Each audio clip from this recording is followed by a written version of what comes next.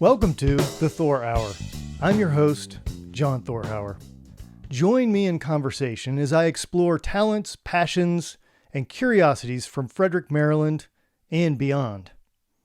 My guest today is Dr. Timothy Fritz, an associate professor of history and chair of the history department at Mount St. Mary's University. Tim is a historian of race and early America and has published articles on race, religion, and the early South. Since arriving at Mount St. Mary's, he has taught classes on pirates, comparative slave rebellions, the American Revolution, civil rights, and other classes. Tim lives in Frederick, Maryland, with his friend of 37 years, but wife for only 5, Kara Fritz. In addition to being a private pilot and radio host on WMTB 89.9 FM, in his spare time, Tim collects bourbon, brews beer with his students, enjoys cycling on the C&O Canal, and avoids telling people he is a historian. On this particular episode, you will notice Tim's hesitancy to give up his favorite brewery in downtown Frederick. This is because Tim has a vested interest in attempting some impartiality in regards to breweries in Frederick. Although it is not mentioned in the episode, Tim's wife, Kara, is perhaps a little more well-known than Tim. Kara is a traveler and craft beer writer, advocating for cultural diversity in the beverage industry. If you want to learn a little more about what might be influencing Tim's beer preferences, I would suggest checking out Kara's work. You can find her on Instagram and Facebook at Hoppy Black Lady. Both Tim and Kara's work will be linked in the show notes, so be sure and check them out. And now, episode number 1 of the Thor Hour with Dr. Timothy Fritz. Join us as we explore pirates, their origin, their life in the past and today, and even a possible future where pirates might once again play a prominent role in the exploration of new frontiers. All right, so how did you decide to become a history teacher? How'd that happen? I don't know. Just happened somehow. You woke up one day and... I'm still wondering, honestly. I go to school every day. Like, what am I doing here? What's that? Do you deserve this honor? You talking about when you're actually teaching? When I'm actually teaching, right? Right. I guess... Because I did that in college. Yeah, right. I think I am an asker of questions. It's certainly not a place that I ever thought that would be. Yeah. I didn't do it on purpose. You know, some people grow up and say, I want to be a professor when I grow up. I want to be an academic. I did not. Yeah. Right? I want to be a pilot and do all this other stuff. But I think that I was too curious for my own good. Yeah. And I continued to ask questions. And I was always interested in history. Right. And I liked reading about it. I liked going to historic sites. And I kept asking questions to the point where, you know, after I was done with undergrad, started my master's program after doing a different job for about 1.5 years. And I just went. I went because it was the next step. It was the next thing to do. Turned out that I liked it. I didn't know if I would like it or not. And all my friends were... So this is an undergrad where you're starting to get into it? Yeah, it was my master's program. Oh, your master's? Yeah. Okay. I was, didn't want to work at AirTran anymore. Because at some point in there, people will find out in this episode that I was social studies major, history emphasis. So I only, got to the upper level history stuff a couple of times, with a few classes. Yeah. But I had one kind of intro level, how do we write history, like going to primary sources and that kind of stuff. And that's a whole nother deal. Like that's not necessarily the same thing as reading a few history books and finding it very interesting. So you got to that point, you still enjoyed it, I guess. Yeah, I think I enjoy history first and foremost, right? I'm a historian who teaches. Yeah. Historians are employed in a variety of places. Some of them, work here. Some of them, exactly. Some of them, work at historic sites or things like that. It just so happens that my particular historian job is teaching. Yeah. And so I enjoy it. It was an accident, honestly, but I enjoyed it. It's a good accident. I think I'm good at it. Yeah.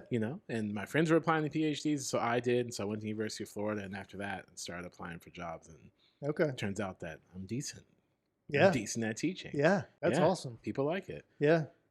Well, you did a lot of work there to kind of get to where you're at that requires a lot of follow through. And I'm just saying from the perspective of like two of my best friends, we all went to school at the same time as social studies majors, and none of us ended up like when we all loved history. So it was like with that thought of maybe someday we'll teach history kind of thing. None of us are So doing you were that. ahead of me. So, In what way? I didn't think I would teach. I thought I was going to work at, Yeah. like a historic park or something and be outside or be That a sounds park pretty ranger. cool. Right. All that stuff sounds cool. Yeah. Work in a museum or something like that. Right. I didn't see myself in the classroom. Yeah. Until I started doing it. Okay. And realized. And then you're like, wait a second, I like this. Well, yeah. I think history is about helping people learn how to think and how to write. Okay. And I enjoyed helping young people to figure things out, like the process of asking questions and reading between the lines, which I imagine we'll get to with piracy. It's pretty much all reading between the lines, right? And just being skeptical and being thorough and being questioning of material that's given to you. I think that's a very important skill. And I think it's imparting that skill that got me into the teaching aspect. Yeah, everything you just said makes a lot of sense, especially coming from a teacher of history, right? Because, writing history, you have to interpret at some level the sources you're reading, right? And so there is everything you just said there, right? There's some skepticism, there's some digging, kind of understanding what is not being said in the middle of what is being said, all those kinds of things. It's true. And it helps you in all sorts of things. You don't have to be a historian. Yeah. I think in the top 5 majors of students who go to med school, history's right up there. I think it's either 4 or 5. Yes. Surprise. Never guessed that. Huh. Surprise, right? Because you learn how to read and question things, interrogate things when it comes to troubleshooting and problem solving. Yeah. What's the data say? Data says this stuff about your condition.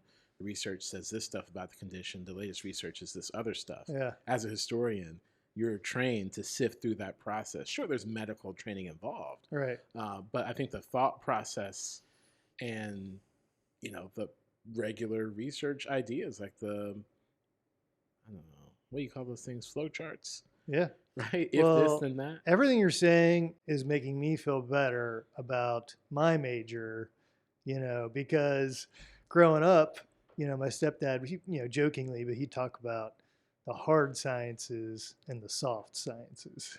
And right. He let me know on which side of that I was standing in social studies. So stuff you're saying is like, yeah, this is good stuff. It's true. No, I know it. I agree with you 100%. So, but it's good to hear it from you for sure. So, well, okay. So you kind of stumbled into this history teaching thing, but then realized you like it, you're good at it. But then Pyrates is a whole nother deal, right? Like there's obviously a lot of different directions. I know you teach them. We'll talk about this maybe a little bit now, but definitely, hopefully, have you on for other shows. For sure. You teach more than just Pyrates, but it's a great thing to talk about and great thing to kick off the whole thing with. So, how did you get into Pyrates? Who doesn't like pirates? Yeah. Like who doesn't love the I mean, how many movies have they made about pirates? They made a million movies. Westerns are popular. Any sort of like outlaw. You brought up Han Solo. Yes. A couple of days ago and things like that. And so I think people are attracted to outliers the same way we pay attention to underdogs, at least at the surface, right? That's at the surface. If it's far enough away and I can think the things which we'll get to here, the things I want to think about it, then I can enjoy it, right? Indeed. Yeah, it's a fun kid's birthday party. Oh, can you find the gold candy? Right. Oh, follow the treasure map. Arg. Yeah, arg. Have your plastic sword, stuff like that. Turns out that's not what's bad at all. But what? Yeah, imagine that. Yeah, we're gonna learn some stuff tonight. But I think so concretely. When I got my job at Mount St. Mary's University, they asked me what course would I teach to get people interested in history. And so what's like an eye-catching thing that would attract younger folks, especially to the major? And I said, well, Pyrates, duh. I really don't know how else one could answer that question. Yeah. And it worked out because, younger folks, they grew up with the Pirates movies, right? The Pirates movies came out when I was an adult, and so they were cool. Right. Who doesn't like watching that stuff? Yeah. Special effects were cool. Johnny Depp's drunk all the time. Who doesn't want to Yeah. watch that? Yeah. But I think And he brought a whole new thing to the pirate thing. So, exactly. yeah. And I love Disney, and I like going on those rides as it was. But I think Right. for younger folks who that's like actually a part of their childhood, which maybe it should or shouldn't be. I'm not sure you should watch that when you're like 7. Right. But they flocked to it. They're far more interested than I ever was. And it just seemed like a good way, for the reasons I said before. Arg, who wants to learn about the drunken underdog? Yeah. I do. I'm 18. Yeah. Okay. So have you found that to be true with your like bringing people in? That people love drunk underdogs? Or well, at the college teaching, is it a great kind of topic to bring people in? And have you actually been able to see it, like bring somebody into history?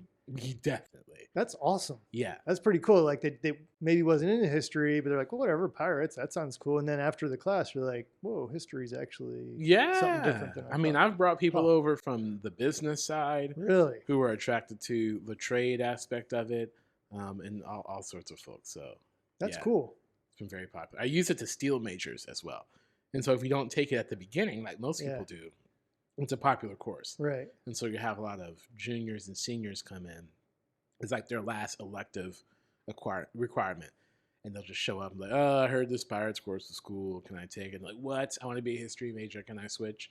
And like take a couple extra courses in like my last 3 semesters. Yeah. And of course I say, yeah. Right. And we gain new majors that way. So it's a good thing to think about, even if you don't become a historian. I think even on the way out the door, second semester, senior year, it's an important thing to think about as you enter the world. Think about how you relate, where you are in power structure. Cool. And how you navigate authority. Yeah, and I hope, we'll get to that too, about kind of, us, and looking at pirates and a few things we learn here, but then what does this all have to do with us? So yeah, hopefully we'll be touching on that. So, all right. So you get to where you're going to be teaching about pirates. It sounds like you probably, before that, there wasn't a lot going on in your past with delving into pirates, right? I mean, was that your first kind of foray into pirates and having to learn about them? And piracy is... everybody's heard of pirates. That's different than getting ready to teach. Right, and it's a whole field of history. So there are people who like study and write the books on pirates. Right. I just teach the books on pirates. Yeah. And so I'm not like a pirate historian per se. Right. I had a very good friend at the University of Florida, Rob Tabor. He's at Fayetteville State right now. Okay. And he taught this course. He was a Caribbean scholar, wrote about Haiti and stuff like that. And so he's like, well, and he has a completely different spin than I do in how he tells the story, French colonization and things like that. And so I sat in on his class because I thought it was so cool. And I'm like, listen, bud, can I just show up? I know it's a bunch of undergrads, whatever. I'm going to sit in the back, but I promise to come every day. And sure enough, I came every day. I wrote down all the stuff and then adapted it to my own purposes and my own interests. And so I think if you're a history professor of whatever era or whatever part of the world, you can teach a pirates course. And so if you do modern economic history, you can teach a pirates course. If you do early America, colonization, Atlantic world, 1500s through 1800s, you can teach a pirates course. If you do old world, like ancient Mediterranean history, you can do a pirates course. And so the cool thing is that it's a theme that's always there. Now, is it you're saying you can do that because of the background that we're going to talk about, or are you saying, maybe you're saying both things, you can do it because geographically pirates were everywhere?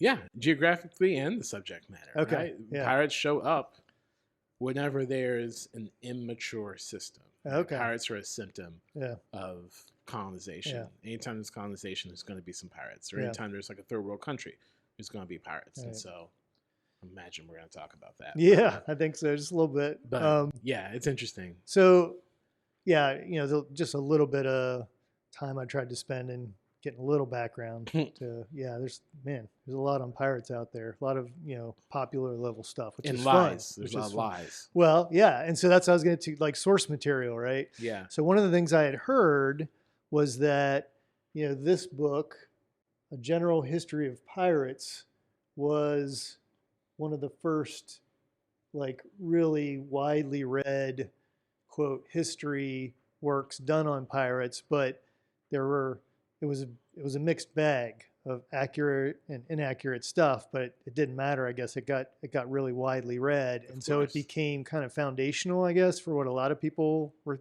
understood about them. Is that kind of your understanding of what this book did? Or? Yeah, that is my understanding. An interesting thing about this book, I think, is that it really forms the basis of everything that we know about this particular era of pirates. And so even outside of academics, I'm sure that whoever started, popular culture, pirates, all comes from this book, because I don't know if you've seen it. Like, it's... No, I haven't seen it. It's thick. Okay. Right? And so each individual pirate biography, low side 2 pages, high side 20 pages. Right? Oh, wow. And so you can just flip through and read about, like, Captain Martel. You want to read about Charles Vane? Flip to Charles Vane. Here's 15 pages. So I think just because it was so short, it's not a story.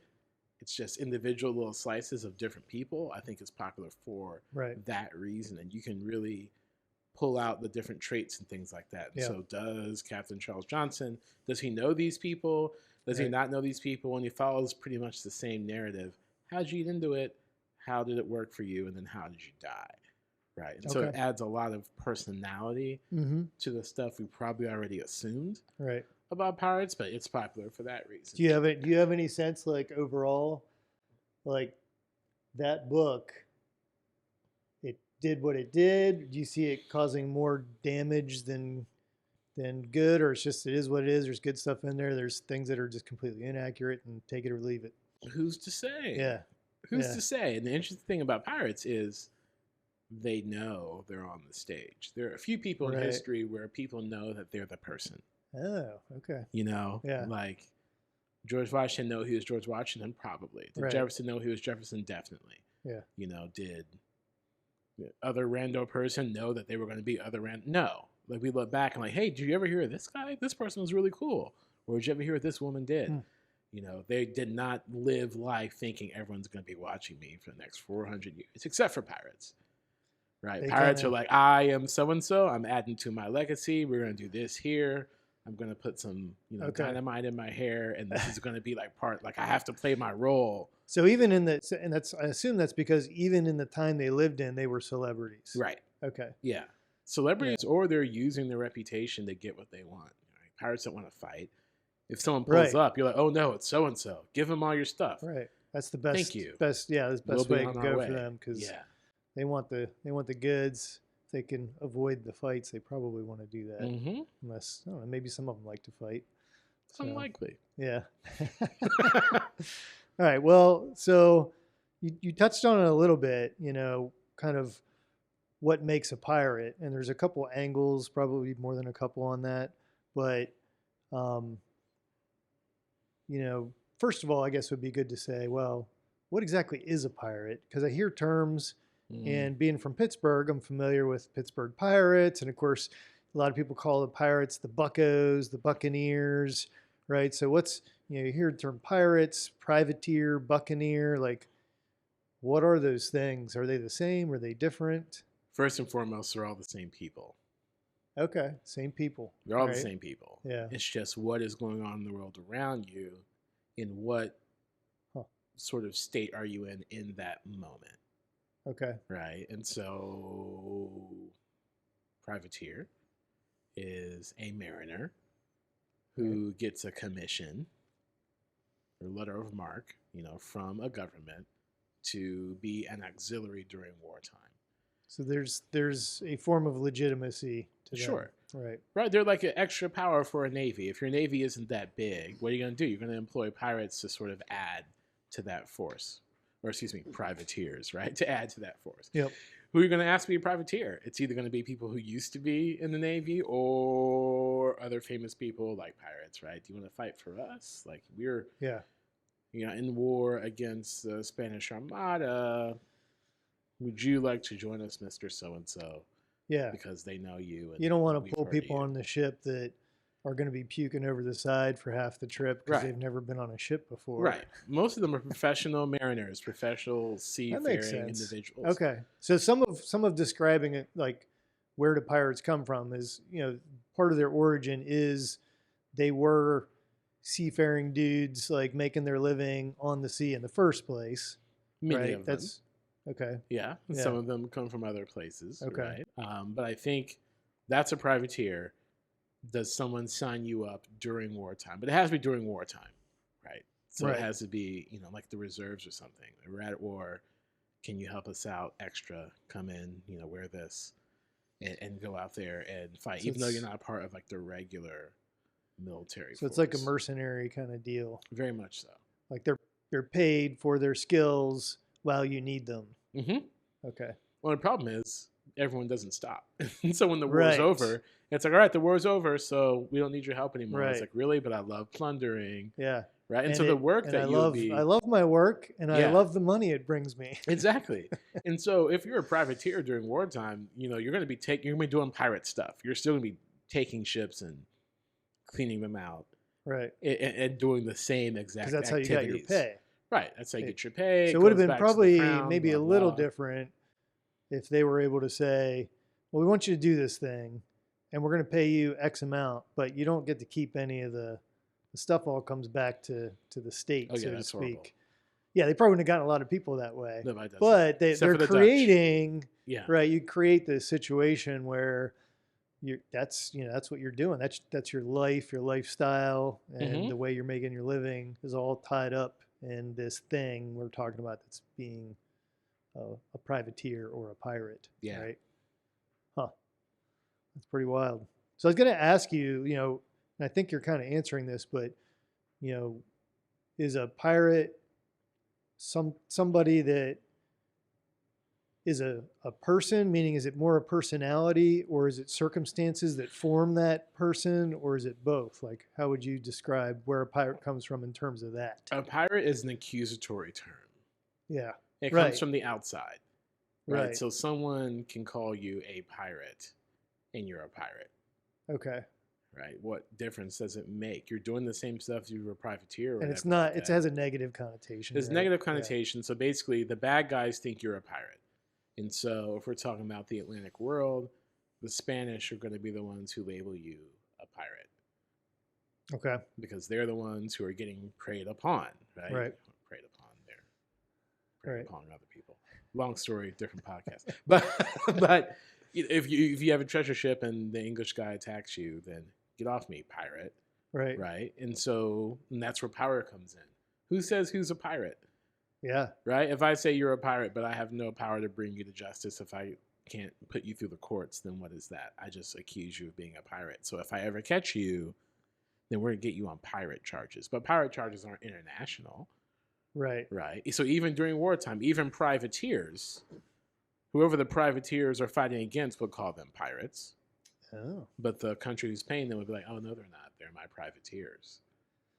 Right? And so it's very much a term that you can throw at anybody that you don't like. And then You're you pirating. can treat them as such according to your country's rules on the sea, I guess. Yeah, I think the biggest definition of pirate is an unsanctioned sea raider.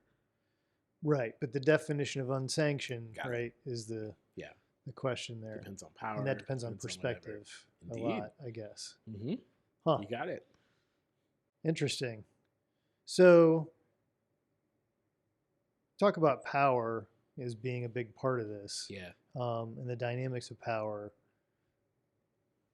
Just, open that up for us a little bit. What does that mean in terms of pirates and power? Who has the power to enforce laws? And so in order to be unsanctioned, you have to break a law. Right? Unsanctioned means no one told you to do that. You didn't have permission. Ooh, I'm telling. Mm-hmm. Right? But who has the power to check on that? And so in the era of the colonization of the Americas, a lot of people were talking a big game. I claim this land for whoever, but there's no power To enforce that to claim. back it up or to enforce it and stuff like that. So anyone who comes in and takes advantage of the things that you've done, and so let's say you, Mexico or something, Spanish have showed up, have taken over some sort of Native American indigenous operation and are taking gold back to Spain, and someone else shows up when the Spanish aren't around and steals all the gold from like the warehouse or the castle or something. Well, Spanish would say you're a pirate. Right. And then whoever took it would say, I don't see a sign. Right. This doesn't say this is Spain. How do I know this is yours? Right. We're on the other side of the world. This is just here, and I took it. Right. And there's no alarm. There's no police. Right? And so I took it. It's mine. Yeah. Right. And so who has the power to say, ooh, you can't have this? And so without the power to enforce things, then it's hard to follow through in your charges of pirate. And it's hard for pirates to be brought to justice in any way. It encourages this stuff because these European nations are overstretched. Right? You don't have the power to actually hold on to your stuff. You can't be everywhere at once. And so the system itself is pretty flimsy. Yeah. There's no international waters. There's not international courts. There's no NATO. Yeah. Or anything like that. There are no agreements. And like you said, I mean, there's no way to, if somebody back in England hears about something going on off the coast of the coastal waters in North America, and one of their ships went down, I mean, maybe a year from there, then they can send somebody out to do something, but that's a pretty long time to wait for a reaction, right? Yeah, I think so. And there's like two phases, really. There's like nationalistic piracy, like Francis Drake, right? Yeah. Francis Drake, pirate? I don't know. Right. He does all this other stuff as well. Circumnavigates the globe, defeats the Spanish Armada, right? So he's a national hero, but when he's not doing that, he's definitely stealing from the Spanish and taking stuff. Right. But he's part of the British system. And so the British are just like, oh, sure. Or he's a hero. Him. Like, what do you mean? No. Francis Drake. No, he's just doing what he's supposed to do.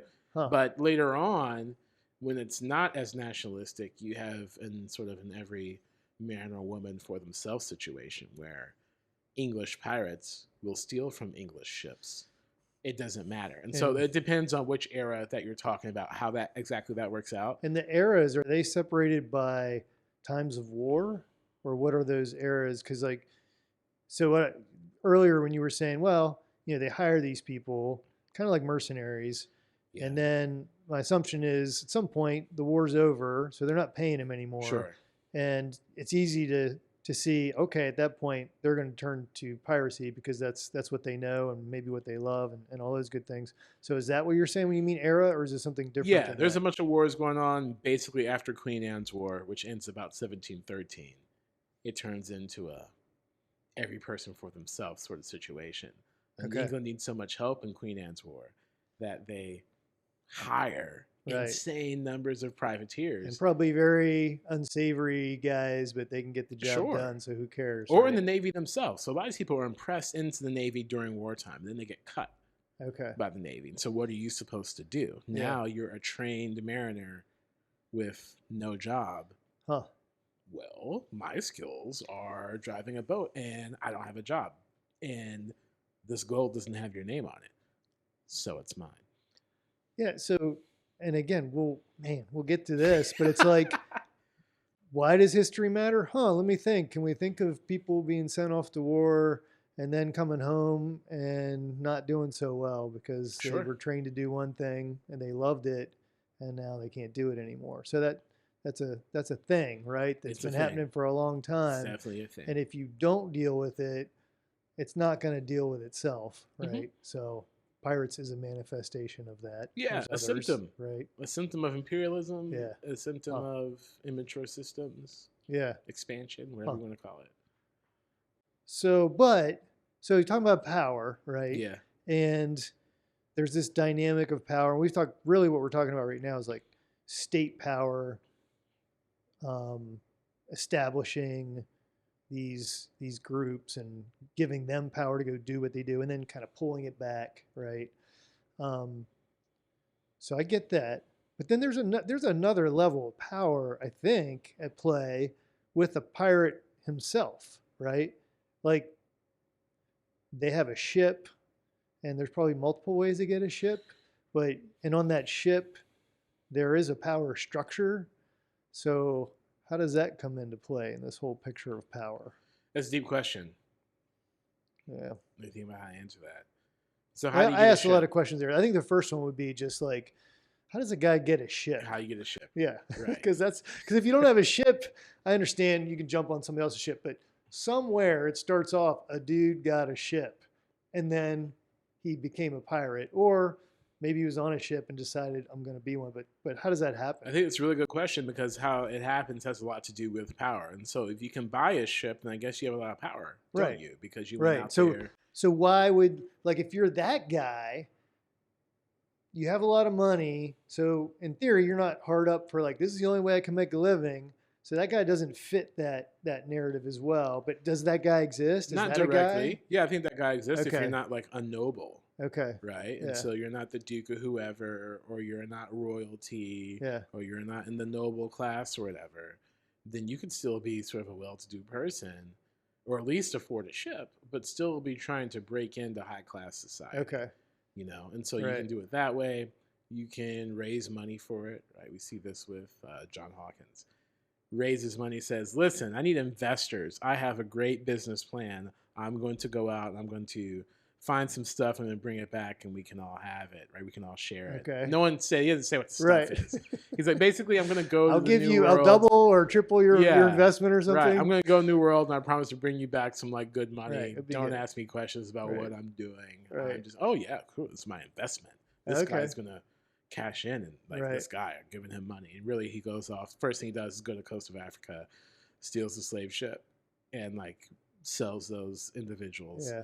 And then comes back, like, hey, I made your money. And oh, thank you, right? He said he was going to do this other stuff and really just double illicitly. Slavery is illicit to begin with, right? But then steals the stolen and cashes in, right? And brings the money back. And so it could be like for him, that. it was purely like a money-making endeavor, and he was kind of like a businessman / pirate guy, right? Like he was, pretty smart in how he could, see that, all right, I can get investors. I know I can make this money if I can do this thing. And he did it. So that's one way. Okay. But you have to know the investors, right? Right. And so that's a power circle right there, right? Indeed. The investors and your relationship, that speaks a lot. So you can be okay. So that's a way. That's an entry. That's a way. Yeah. I think the last way is, let's say you're not noble, you're poor, you're broke, and so you work on a ship, and then you just take your opportunity. Something goes sideways or whatever, take over the boat or stuff like that. And a lot of it goes through like apprenticeships. Okay. And so let's say you're not a pirate, but you're pirate adjacent. What does that mean? Well, if you know a pirate that you drink with at the bar, or you have a pirate who lives down the street, or someone who you know, when you take over, when a pirate takes over another ship, the quartermaster on that ship goes to the other ship. And so you have these pirate families sort of developing. And so hang around long enough. Okay. And when you take over a ship, maybe it's going to be your turn to jump over there. Then you get to start your own crew. So that was a question I had as I was looking at things, and I was wondering, I think you just touched on a little bit, was did these pirates ever like get together and do stuff? Like you say, it sounds like they would, right? If you had these, there would be these relationships between these guys. It might have been long standing. Yeah. And you're gonna have my back. Let's get our guys together and head down to the Caribbean and when it happens, mess some stuff up. When it happens, yeah. And so I think. So it's not typical. They're pretty typically lone wolves, but in the 1720s, you mostly have just two big pirate families, but not families in the sense that they do things together. Just like I used to work for so and so. Okay, you know what? Like a tree. It's like football coaching. Okay. Yeah. Right. It's like, I worked with Saban. I worked with Saban. Yeah. Then you go off and sort of do your own things and start your own stuff. Yeah. So sort of like that. Do you? Right. Your lineage. Right. Your lineage goes through that. You're trained from that experience, but doesn't necessarily mean that you work with Alabama or that your team's going to beat Alabama. Yeah. It just means that maybe you have slightly bigger clue about how you're going to get beat. All right. But it's still competitive. Yeah. When you play them, I guess. Okay. Oh, that's interesting. Yeah. All right. I like football. Yeah. Hey, I'm with you. I'm with you. Not so much in the college, but yeah, pro level. It's okay. So you mentioned with this one guy, I can't remember his name now. The guy went down and took all the slaves and stole them. John Hawkins. John Hawkins. So you mentioned slaves. Are slaves kind of an integral part of piracy? I think so. More so than even what happened with what you described there with him. Like, what role Pirates, did slaves play in huge role. piracy? And this is where it gets dark, right? Yeah. Because children and the media would have you think that pirates look for gold and take gold and Right. hide gold and search for gold and make maps that have to do with gold. But Right. truth of the matter is that you have to pay duties on that stuff. You can't just show up, right? I don't show up at the bank. I don't rob somebody and show up at the bank with $1 million. I'd like to deposit this, please. Right. Like, they're gonna ask questions. That's not what you do. And so the better way is to steal something of value and to get rid of it, right? You hit the Best Buy truck and you go straight to the pawn shop and you say, take it. Mm-hmm. Give me money. Give me something Right. legitimate me that's something not going to legitimate. bring about suspicion when I Right. spend it on my bottle of rum. Mm-hmm. And so the black market, I mean, drugs are like that as well. And so the black market, basically, a lot of it is for slavery. It's for a lot of reasons, Mm-hmm. right? Slavery is an integral part of colonization. So just so I understand, Mhm. was this the slave or the slaves the legitimate currency that they would get with the gold, or was it like that was the intermediate thing, and eventually they enslaved get the people cash? are legitimate currency in a lot of cases. Yeah. But in most cases, you would steal enslaved folks and then sell them Okay. below market rates. Okay, so the gold thing was like that happens, but what you're saying is primarily it's slavery itself is what they're. Like, how can I break into slavery? working. Slavery is very regulated, and so in the early 18th century, 17th century, you have the Royal African Company, which is run by the British Crown. You have Dutch West India Company, which is run by the Dutch, right? And so those are the two huge government-backed slave trading organizations. Clearly, in those being run by the government, then prices are somewhat set. And so there's rules. So you have to buy slaves from these people. Right. And when it comes to the Spanish, who typically don't ship their own slaves, they'll get them from, the Portuguese or the Spanish. They have this thing called the asiento, which is basically a slave trading license. And so they'll contract with folks to be the official slave provider of, Venezuela or something. And so in doing that, the contract is with them. Yeah, it's going to be a little bit more expensive because that's who they've contracted with, right? Pirate steals the folks, shows up when no one else is around and says, I know y'all need enslaved people. I've got it for the low. Come buy them, right? We don't want to buy them. We're supposed to only buy slaves from the whoever. Buy them or I'll blockade your town. Price. Right. Like, I'm going to shoot up your town if you don't buy these. Okay. Right. And so that's when you get the whole holding the town hostage type of stuff, right? This happened with Hawkins too, right? Eliminate the tax, he said. Yeah. And so people buy from them at a lower rate, which encourages more pirates to come. And so for the colonists, this actually sets up a little bit of a cycle, right? The crown says, we're going to charge you higher taxes because we have to build forts to protect you against pirates. Mm-hmm. The colonists say, the taxes are higher. I need to buy enslaved people for cheaper. I'm going to buy them from pirates. More pirates come, the crown says. There are more pirates. We need bigger forts and more taxes to protect you from pirates. Colonists say, taxes are too high. Yeah. I can only buy from And with pirates. the forts come soldiers, right? And they got to pay them and keep them going. And so pirates really do undercut. Big circle, right? Undercut the market in a lot of ways. And so for many pirates, that's the thing. Yeah. That's the most valuable good is human cargo. Right. And so human trafficking, that's why human trafficking is still around, man. Yeah. Like, if you look at a map, human trafficking routes across the ocean very closely mirror the pirate trade routes, right? And so it's illicit everything. Right. You can map drug trade on top of old pirate maps too, and it's the same thing, right? And so that's pretty interesting. It is very interesting. Huh. And so how can I ship something that is illegal to you for a low price, and that's how I cash in? Right. So there's that power to disrupt, because, as we said before, nobody has the power to stop you. There are no cops, right? There's no authority here. Yeah, because the power is all centralized. Yeah, in Europe. but they're reaching.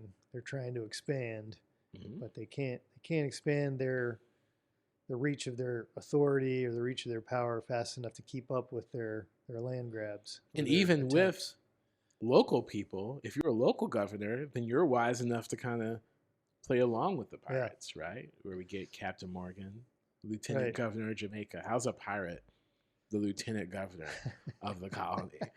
Because he knows how to do business, because he's a stinking pirate. Yeah.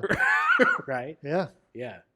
Well, speaking of Captain Morgan, we're going to bring him rum, but we do need to crack open these That's beers. true. So, I want to get warm. so yeah, hope it isn't. I can go get. We good? Yeah, it's still. I think it's cold enough. But I want you to see what you think about this. So this is Old Mother Hank beer.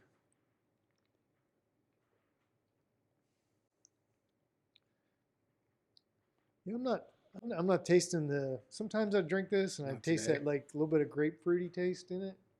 I'm not tasting it right now. Hold on, let me take another taste here.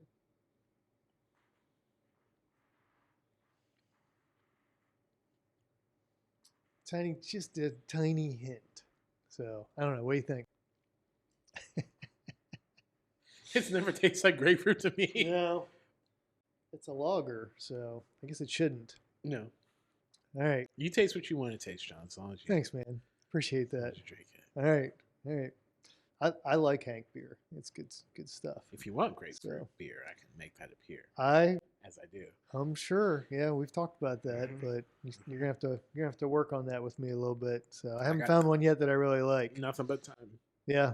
All right. Okay, so we're going to pivot a little bit and talk a little more specifically about like the pirate life, and so what is it like to be a pirate?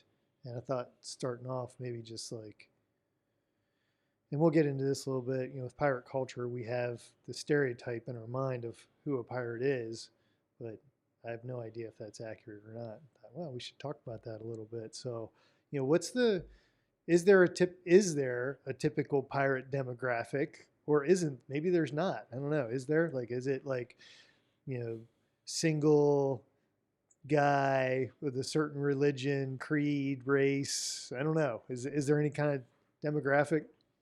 What do you think it is? Take a guess. I mean, everything I'm going to base off of is the movies, right? So, what would you think the average age is? well, if I'm trying to set the movies aside. So I would think it would have to be younger guys because I would think it'd be pretty hard on you. And based on everything we're talking about, like where they came from, which was the military, I would think it would be like probably late teens to late 20s would be my guess as far as the age range of most of them. Now maybe the captains are a little bit different, but your ship is not filled with captains; it's filled with a bunch of other guys. Right. So I would think it would be about that age. I would think it would be mostly men, and I'm thinking Europeans, so mostly white. Yeah, that's about right. Okay. Right, 18 to 26. As you say, prior naval experience, but not like. Remember, when we say prior military, we're talking about people who were impressed. And so a lot of these folks were forced to be in the Navy, and so they already don't have a great attitude. Okay. Right. Right. Furthermore, it's not fun. With scurvy, all these different abuses, the Navy is also extremely abusive. These people Right. are looking for a way out. It's part of why they are anti-authority, because the military authority has been so abusive to something that they were forced to do anyway. And so, yeah, 18, 26, usually when you break free of that kind of stuff. Yeah, captains in the 30s and 40s. Most people don't make it past 26, though. You're going to die. Yeah, I was going to ask you about You're that. going to die. What's the retirement plan look like for a pirate? Ask Captain Morgan. One of the only ones able to die naturally. I mean, he died from like drinking too much. But he did not die like living the life of a pirate. No, living the life of an ex-pirate lieutenant governor of plantation owner. Okay, so he figured a way out, so to speak. Sure. Okay. Most of the people. Do you know how many years he did that? Like, any idea? Is it a short thing or a long? I don't know, actually. Yeah. Yeah, it'd be interesting to find out. Yeah, I would. That's what I would assume, that most of these guys, and that's another thing too. Now that I'm getting up there, getting beyond the young age, and I can look back a little bit more. At some point, you become a little bit circumspect, just in general, and I don't think that changes no matter what age you're living in, where you kind of go, where am I going with this? And so I think with pirates, you still got to ask that question at some point, Sure. if you make it long enough, right? But I guess most of these guys don't. So Yeah. Not necessarily in battle. yeah, A lot of other things. Hard living. yeah. We don't. There's a lot of things to die from if you're Sure. doing what they're doing. Other than Yeah. that, right? There's a lot of smoking, lung cancer. There's a Yeah. lot of drinking, like liver, a lot of STDs, man. Yeah, A lot of STDs. Yeah. So Huh. that'll get you as well. yeah, You ain't got the checkups on the pirate ship. So. right. I did hear a story though that I can't remember the name of the guy. This one pirate ship got caught by the privateers, and they ended up kind of getting marched before a court, and one of the guys claimed that he was forced to be on the ship, and the reason why his claim stood was because he was a doctor. And they said, all right, well, that actually did happen. Something like they actually did make doctors, they would force them to kind of come aboard because they needed them like anywhere else, right? But probably most ships, I would assume, didn't have one. But I guess at times, if they found a doctor, they'd be like, hey, you're coming with us. We need one. That also, I'm not sure that a doctor wouldn't want to join a pirate ship. Yeah. If you're a doctor on a naval ship, it doesn't mean that the conditions are better because you're a doctor, Okay. right? The British Navy sucks. Yeah. Yeah. Oh, it's a pirate ship? I don't care. Hey, yes. Right. Sign me up. Yeah, I'm Yeah. the ship's doctor. Please take me. Yeah. Like I'm Because I their got pay, because skills. overall the naval guys, their pay was not great. Great. And so I guess it wasn't unusual for them to be like, "Oh, can I come with you guys? Are you hiring?" Yeah, and they hated it. Yeah. the British folks, Right. or English, then British, Yeah. like we're not. They absolutely hated that, and so it's like stop jumping over to their Right. ships, It's And like, that's one of the questions they would ask. Like, is your captain? Is your captain kind? Is your captain nice? Oh, he's a jerk. Okay, we killed him. Huh. You want to join up? It's like, Right. yeah, I want to join up, man. This sounds great. oh. And they go over there. And so, yeah, doctors, other people, they share the money according to skill. And so a doctor would probably get a bigger share of Okay. the bounty. Other interesting fact, though, Yep. pirates actually have one of the earliest forms of healthcare. And so I heard that. yeah, I heard that there's this ethos of early socialism in a way. And I don't know if that's an accurate description of it, but there was like this kind of like not quite. governing structure where everybody kind of took care of everyone. I don't know if that was accurate or Well, not. I think you just put your money in together, and so there's a share of it that will go to injuries. Okay. And so when you get money together for the crew, if your Okay. leg gets amputated, Yeah. there's like a fund for that. It's like an There's funds insurance, set aside, and whatever like a the take is. health Like, all right, insurance. we took this or much. Workers' comp. Yeah, you got hurt. We got your leg. All right, so got 5,000 Yeah. gold things. So 100 for Pete's leg. Right. 200 for that. And some of that I had heard was read was actually agreed upon ahead of time. Like there were the articles. so that was one of my questions, was about the power structure on the ship, especially when you get to the point where you read, oh, like they, pirates kind of knew ahead of time if they lost this limb, here's how much they get compensated. So there was a lot more structure than I thought there would be. And so how did the governance happen on the ship itself? Right. So how do like crews work basically? And so you Yeah. have your guys, but all your guys might not come with you like every time. Right. And so if you think that you have a take in mind, you can go to the bar. It's like, all right, fellas, who wants to come? Here's my plan. Here's what we're going to do. It's going to be this level of dangerous, or more often than not, slave ships coming through this way. it should be pretty easy. Is this something that you want to do? And everyone signs on beforehand. Mm-hmm. But that's in the golden age of piracy. Again, not the national age. Okay. But in the golden age, yeah. Definitely who wants to be in my crew today? Right. And you go. And so there's a lot of reputation involved. The better a pirate you are, the more likely people are going to come with you. Right. There are some bum pirates who are like, hey, I got an idea. Everyone's like, no. Yeah. Who are you? Because your last ship sunk. Because the reputation itself too was like power, right? Mm-hmm. So you're the worst pirate I've ever heard of. Yeah, but you have heard of me. But if you're scary, well, you know, if you're threatening and you have this lore that kind of follows you around, then it's a lot more likely that when you run into ships, they're just going to give themselves up. They don't want to mess with you. So if you know that, you like, I want to be on that crew because we're going to make a lot of money, right? And we're not going to take as much risk, probably. Right? Yeah, you're describing Blackbeard. Blackbeard had to get rid of his people.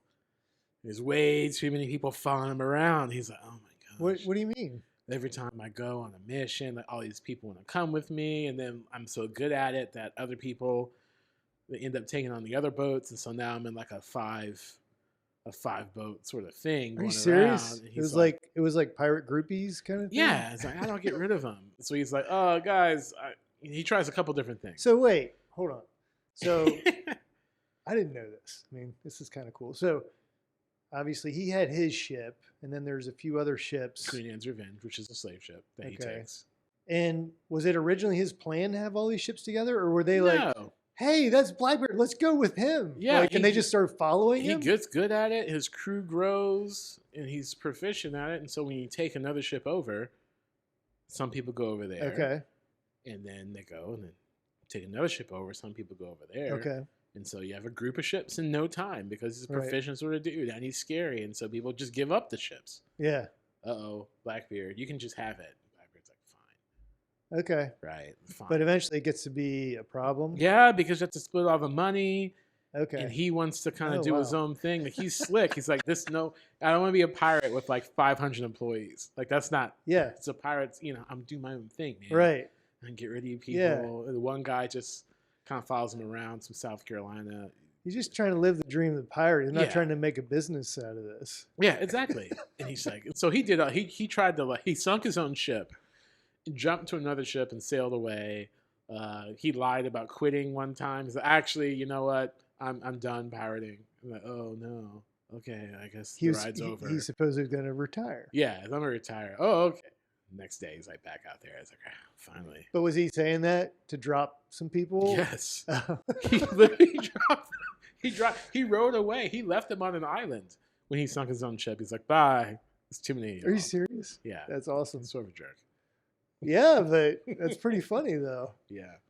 Did those people ever catch up with him again or not? Well, so one of his groupies was this particular guy who just wanted to live, rich guy, basically wanted to pay for the pirate experience, right? It's like a space tourist. He's like, can I just ride we're going to get along? into, like, there's so many things we've been talking about, make me think about space. We'll get there, but that's funny. There are a lot of parallels. Exactly. So he wants to ride along and do all this stuff. He's a horrible captain. And so Blackbeard's like, you know what?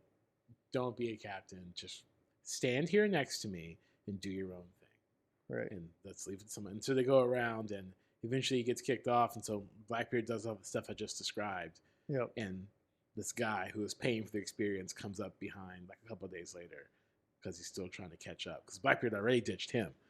He's like, oh, hey, you guys, what are you guys doing here on the island? They're like, oh, Blackbeard left us. He's like, oh, okay, yeah, I'll pick you up. Stuff like that. So it's weird.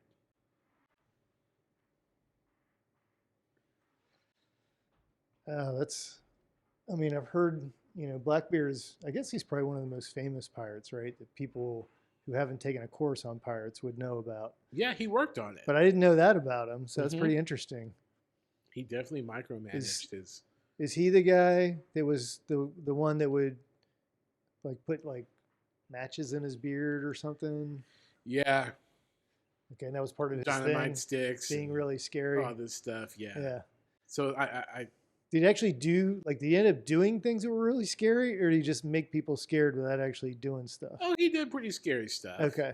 All right. Yeah, he's not a nice dude. He's particularly abusive with women. Okay. Yeah, he had like a bunch of teen wives that were they like kind of like slaves, or was it? Yeah, Yeah. yeah, kind of beholden to the rest of the crew as well. And so Okay. that part's Oof. like not great. Wow. And you know, it's like a wrestler, right? The wrestlers come out, you play your theme song, and Yeah. fire pyro comes Right. up like that. That's Blackbeard. That's awesome. He's like, no, Blackbeard. Yeah. Yeah. Oh man, Blackbeard. Yeah, people See love the guy show. pacing around the ring, like, Right. oh no, like he wasn't Right. supposed to be here. Yeah. Seriously? Yeah. Blackbeard? Come on. It's like he's coming out. Yeah. Yeah. Oh man, I'm done. Is that sort of thing. Okay. Huh. So okay, so he traveled kind of in this group, which eventually got too big, and he's like, I gotta lose these people for different reasons. But was there, you had that situation, and then you had the situation you described where you would have these apprentices who might go off and start their own ship. So you had that kind of relationship. But were there other times where pirates would kind of cooperate with one another aside from those relationships, or were they pretty typically kind of like they did their own show, did their own thing, and didn't really cooperate? In the golden age of do your own thing, there wasn't a lot of cooperation. Okay. No. A little bit, Yeah. but not a lot of it premeditated. Yeah. Okay. Yeah. Sometimes it happened, but it Right. wasn't like they're running around. And usually it's against like the law. And so if the British Navy should start chasing somebody, Yeah. everyone shoots at that guy. Yeah. But it doesn't mean you're cooperating on the take or Yeah. Because anything like that. because I mean, one of the things you mentioned would makes a lot of sense is as soon as you got to start splitting the booty, then it's like you don't want to be doing that. Yeah, exactly. I guess if you could somehow figure out like your odds of taking a ship down just increase tenfold if you brought these guys in, maybe it's worth it. But if you think you're good enough to do it without them, what's the point of bringing them in, right? Right. Exactly. And especially, and different people have different like little arrangements with different folks. Yeah. And so obviously Captain Morgan, good relationships with Jamaica. Blackbeard had a good relationship with the governor of North Carolina. And so South Carolinians hated him. Virginians hated him. As governor of North Carolina was crooked, and he was using Blackbeard to make North Carolina supreme in the trade against the other English colonies. Which, Another use of power. right. That's pretty wild. And then even other people in North Carolina are like, the governor's not fair because anytime we try to do something, like he'll send Blackbeard. Like that's his like dog. Right. And so like it's really messed up. And for a while, governor's like, all right, Blackbeard, I gotta take you in. I'm putting your ship in impound. Oh, right. And then Blackbeard's like, yeah, I'm gonna okay, retire. darn it. Don't take my boat and put it over there where I know where it is. And then he comes out and it's like, thank you, Governor. Wow. Fist bump. Goes back out to so that's the power, and you have corruption all wrapped up into one of there. Course. Yeah. Yeah. Wow. So what for a pirate, we said, most of them aren't reaching retirement. Yeah. Right. But I imagine, I think you alluded to this, I think, that there are successful pirates and there are ones that were just terrible pirates. A lot of terrible pirates. And they probably starved to death, or like, what happened to the really bad pirates? They usually got caught or okay. killed. So that didn't last long. Yeah. I mean, there's a campaign against pirates eventually. Yeah. And there are like several different levels. Like number one, it's, a campaign against pirates. Yeah. Stop aiding pirates. Okay. Directly. Number two, do you know a pirate? Well, you could go to jail. Yeah. But that must have been later, right? Because how are you gonna? The problem goes back eventually. Like if you're gonna say that, you got to be able to enforce it, right? So that's the thing. They couldn't enforce it, so they're just offering money. Okay. And so we can't catch everybody. Yeah. But we're just gonna scare you. So Right. if you know a pirate and we find out, we're coming for you. And so a lot of things happen. They start executing pirates and hanging their bodies. Yeah. On the coast so that people can see them coming and going. Start to threaten the colonists. Yeah. It's like, we know you guys are cooperating with pirates. Don't let us find out. And then hang some of them as well. And so it's a reign of terror against terror. The terror of the pirates and then state-sponsored terror in the, scaring and cajoling people into ratting these folks out. And so bad pirates were the first people going to give up, right? Oh, yeah, my cousin's a pirate. I hate him. Is that my nephew-in-law? He's no good pirate. stuff like that, right? And so those people come out, they don't last very long. Other ones just get killed. It's hard. It's hard work. And so people do fight against pirates. I don't want it to make it sound like they show up and everyone immediately gives them money. A lot of people do fight back, and it doesn't always work. Okay. Depending. We talked about buccaneers earlier, right? Buccaneers, to answer one of your original questions, is like a part-time thing. Like you're really like a mercenary, but you're like a land-based guy. And so you're hunting during hunting season, and you're doing all this other stuff. Like you're tanning hides and doing stuff on the island. But then when pirating season starts, you and your buddies might get together and do that for a season. But when that season's over, you go back to your community and kind of get involved there. And so it's sort of a outdoorsy, seasonal kind of pirate thing. Seasonal. Oh, I had no idea. Yeah, that's a whole nother thing. Now, is that a geographic thing? Like, is it geographic localized thing to a place? Or? Yeah, a lot of them are Dutch or French, right? And so a lot of people just quit, and everyone can't quit on a pirate ship. And so whatever navy you're in, if you're having a bad situation, or if you're a merchant mariner, and your company's not paying you anything, you just kind of quit. Okay. And you might not necessarily have anywhere to go, so you're quitting on this island, making a living for yourself. But you still have these skills, but not necessarily the connections to make it full time. And so you might just go out and do like hood rat stuff with your friends. Yeah. As they say. Right? And that was a buccaneer? Yeah. Okay. Small scale. All right. So when a pirate made it big time, which sounds like it was the exception, what did success look like as a pirate? Is it like the stereotype of like the gold and the rum and the, finding an island to kind of hang low and party and... Yeah, probably not the gold. I'm not sure. Yeah. It's after a while you quit preying upon the Spanish. Okay. Right? At first it's like the Spanish have gold. Let's go take their stuff. Okay. They discover it. They don't tell anybody. Francois Leclerc comes across the Spanish ship and attacks it because the French and the Spanish were at war. And when he cleans up the ship, he's like, yo, they've got stuff. So he goes back. His picture is in the stained glass at a church in Normandy. He's a national hero. And the Spanish were like, this pirate stole our stuff. Right? And so for back then, it would just look like taking a part of, what the Spanish were doing for the glory of your individual country, trying to sort of break down Spanish domination of colonization. In the other era, the Golden Age, I think it would mostly look like, I don't know. Yeah. Right? Because you don't get that far. Right. Yeah. You just go, and it's like being a celebrity. You go, you drink yourself to death, and that's the end of it. Yeah. But for some people, we're talking about Morgan, ends up being a governor. So political power, just influence, right? These are people who don't have influence the other ways. And so let's say you didn't go to the schools, you aren't from noble birth, and you didn't go to the fancy schools, and you don't have a job that way. Then piracy allows you to have influence, right? You're not the governor. You're never going to be the governor. But you basically tell the governor what to do because you're a pirate. And so you're like an outsider, a politician type person.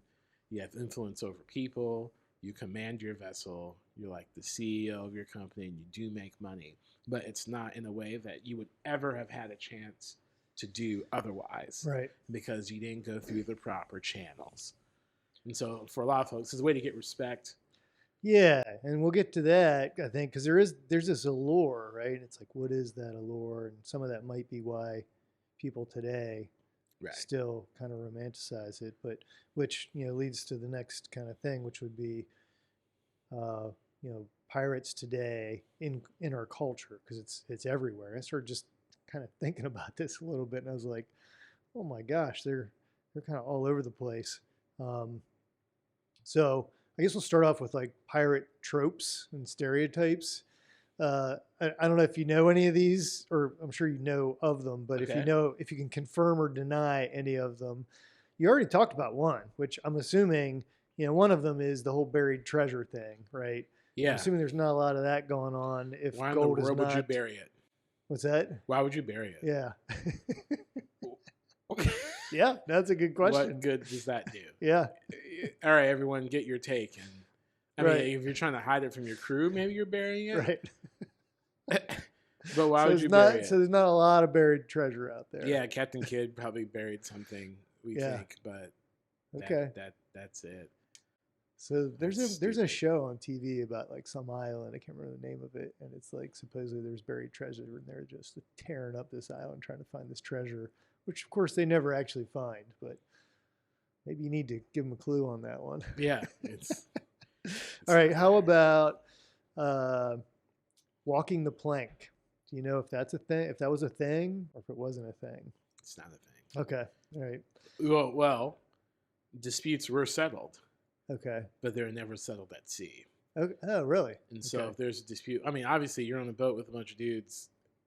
Things we're are going to have problems. Right. There's going to be problems. You got to work them out. You're in port long enough where there are things to sort of figure out, or just go to an island. Like, you got beef, go on a duel. We're going to pull over. Right? Don't make me pull this boat over. But they would pull the boat over. It's like, all right, you two work it out. And we'll see what will happen. So there are other ways to get out your aggression than walking the plank. It's usually way worse the other ways. Walking the plank would have been much less gruesome. Yeah. Oh, interesting. Mm-hmm. How about like touched on this a little bit, but like the eye patch, the hook, the peg leg, you know, if those are like typical things or... Yeah, right. So I mean, the peg leg, right? You're going to lose limbs here or there with people swinging swords around. Yeah, all the time, yeah. So. Leclerc had one leg. Some other folks had one leg, but the eye patch, you know what the eye patch is for, right? It's your night vision, and so no, I didn't know that. At night, when you're on a ship, like you want to keep one eye, or when getting ready for nighttime, you keep one eye covered up, and so that when it gets dark out, you don't have to wait for your other eye to adjust. You move the eye patch over, and this eye is already adjusted for night. Yeah, and so it's more efficient that way. Makes sense. That's what they're actually for. That's pretty cool. Maybe yes on the eye patches. Interesting. All right, I did not know that. How about the flag, the Jolly Roger? Is that a thing? Yeah, everyone had their own. Okay. The most famous one's probably Blackbeard's. Oh, not Blackbeard's. So it's kind of like a corporate logo kind of thing. Yeah. Yeah. Right. Some people, hold like hourglasses and stuff. You got skull and crossbones. You've got, Thomas too, and like the flexing arm and some swords and stuff like that. So yeah, whatever you want your logo. Is it? I don't know how to judge this, but do you feel like is there good documentation for a lot of the flags that would fly? Yeah. I'll have to look that up. That sounds pretty cool. Yeah, it's pretty good. Someone it tells a lot about, like you're saying, their flag is their attempt to project, right? Whatever they're trying to project, probably power of some sort, but they're all going to have their way of doing it. Yeah. Right? So that's cool. Someone on Park Avenue in Frederick has like a pirate flag, like a historic one. Oh, really? I don't know who it is. So okay. Watch. I like your flag. Yeah. All right. Nice. All right. I'll have to check that out. So, all right. So you cleared up a couple of them. That's helpful. I appreciate that. Especially the eye patch thing. I had no idea. Mm-hmm. So I guess I should wear an eye patch to bed in case somebody busts in at night. I'll be ready for them. I mean, yeah. You could. There's other ways to protect the house. Probably better ways. That would keep me from robbing you. I'm like, who is this? You know what? Never mind. Sorry. Yeah. All right. So, all right. We touched on this a little bit, but today, definitely, we romanticize pirates. Mm-hmm. We make movies about them with a couple exceptions I can think of. We're not making movies about accountants doing accountant jobs. Okay. Yeah, accountants, not accountants that are spies, but just I'm an accountant. Accounting for the dead bodies. Yeah, assassin. Yeah, accountants. But we make movies about we don't make movies about accountants, about like being a baker, right? A lot of other things, unless it involves somehow you're spying. But aside from that, those things. But pirates.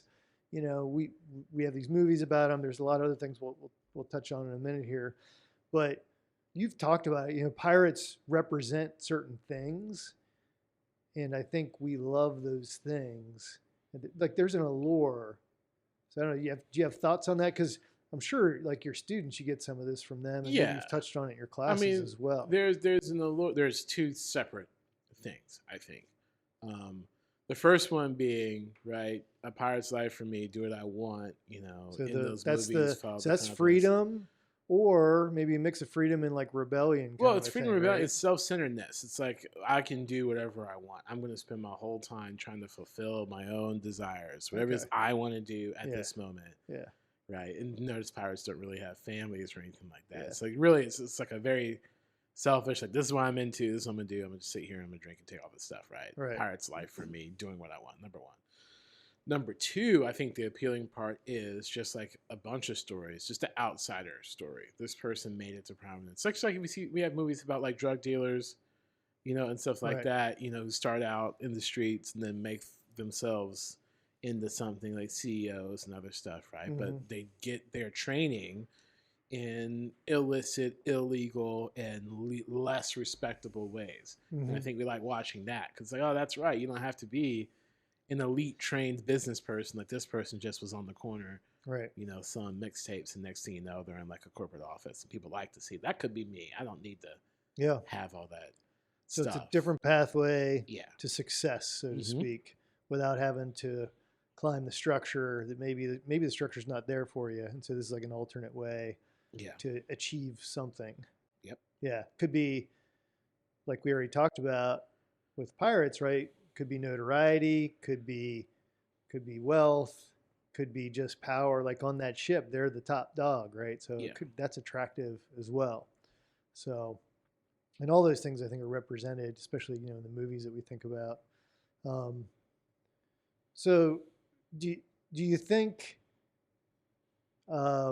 that's all those things, that allure and all the things we just talked about? Do you think that's accurate about these pirates? Or like if we could go back then and be on one of those ships, do you think that's what we'd see?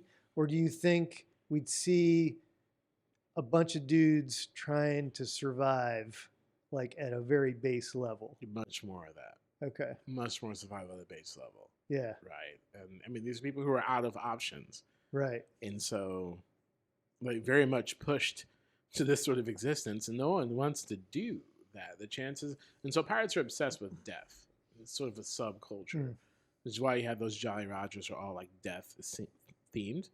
Like they're obsessed with it. They make up these plays that they perform on their ships about like how their court case is going to come, and like they'll act out, and someone will be the governor, and then they'll do like these mock executions. They're obsessed with death and dying. Oh, well, you got to find entertainment when in the ship. Well, so, because it's on your mind, right? Like you think like this is going to happen, and so how do you make friends with death? Right. How do you go out there every day as a pirate, knowing that you could die and still like do it? And so in some cases, and we see the same thing with like special forces and like other stuff. It's like, yeah, I could die. Yeah. Yeah. And that's okay. And so there's a lot of, I think that. So I think it would be morbid, rough, poor dudes out here, And there are women pirates as well. A lot less of the Jack Sparrow standing at the front of the ship, weighing anchor, the wind blowing, and let's go get them kind of thing. Maybe the Jack Sparrow is pretty delusional, and so maybe the movies aren't off base, right? In that thing, like he's perpetually unhappy. Yeah, doesn't have a lot of friends. Yeah, and he's trying to do this stuff. It doesn't work out for him. He gets shot at, and it's a wonder he's not dead. But I don't think Jack Sparrow's a happy character. He's still romantic, right? In a sense. You don't think he is? Romantic character, Yeah. I mean, in a sense that he's tragic. Yeah. Right? In a sense that he's funny, but, I mean, I don't know. Yeah. He just would have died already. Right. Yeah. Right. Yep. Well, so and not witty. Where'd Jack Sparrow? He has a lot of one-liners that are not for like an uneducated man. No, it's true. Right? I mean, he might have been one of those guys. There were some exceptions out there. Mm-hmm. So, yeah. So we have definitely romanticized pirates, I think, and I started looking into this and thinking through it a little bit. And I mean, it's everywhere in our culture. It's kind of crazy. I started looking at it. I'll bring this up because this is awesome, and I'm curious if you've ever seen this before. But I thought this was pretty awesome here. So, you ever seen that? Pirate That Batman? yeah, yes, that is legit an actual comic book cover Batman Leatherwing. Yeah. That's a real thing that happened. So he was in, Pirates have, of course, been in comics, but I didn't know that they got combined, and that Batman was a pirate at one point. But there you go, man.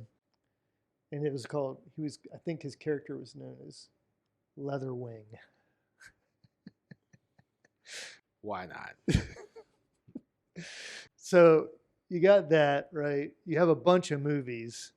Of course, I think there were 5 Pirates of the Caribbean.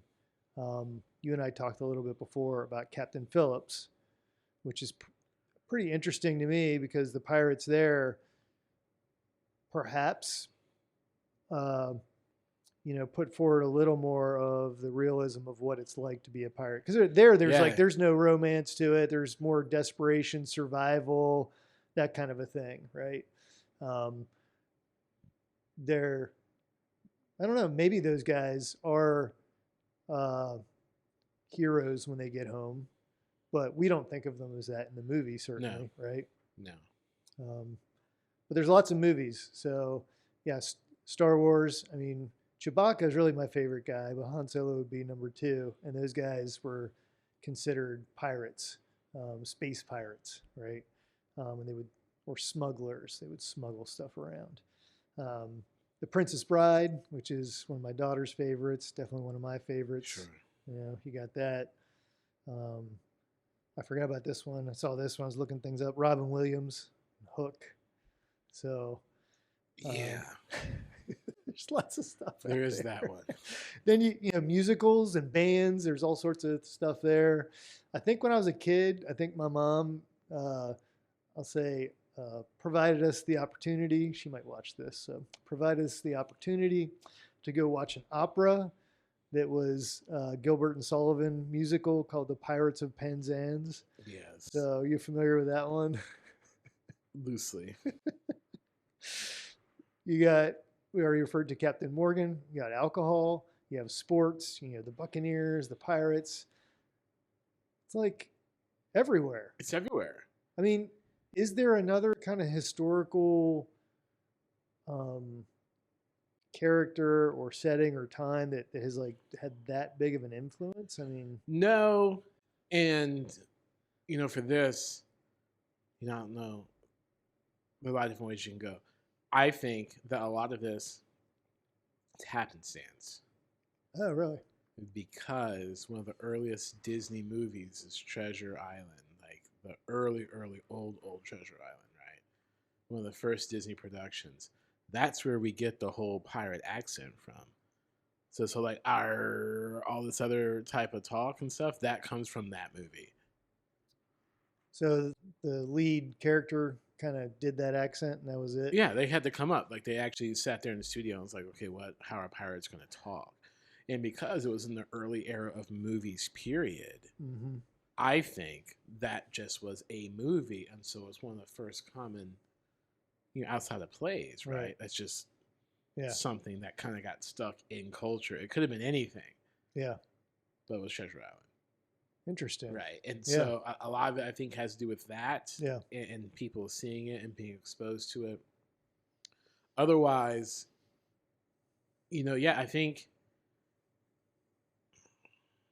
it's a way to look at everything neutrally. Because pirates aren't on a team. Right. And so you don't have to be pro-government. You don't have to be pro-authority. You don't have to be pro the law or pro-criminal. Mm-hmm. Pirates are all the above. And I think it allows people to identify with something that they see as relatively neutral or as they see as, pretty self-centered. Like, here's these characters. They're not right or wrong. They just want things. And so do I. And so they're extremely selfish. I think Pirates hit on the selfish parts of all of our characters. Yeah. And I think that resonates, that if I could just have what I wanted.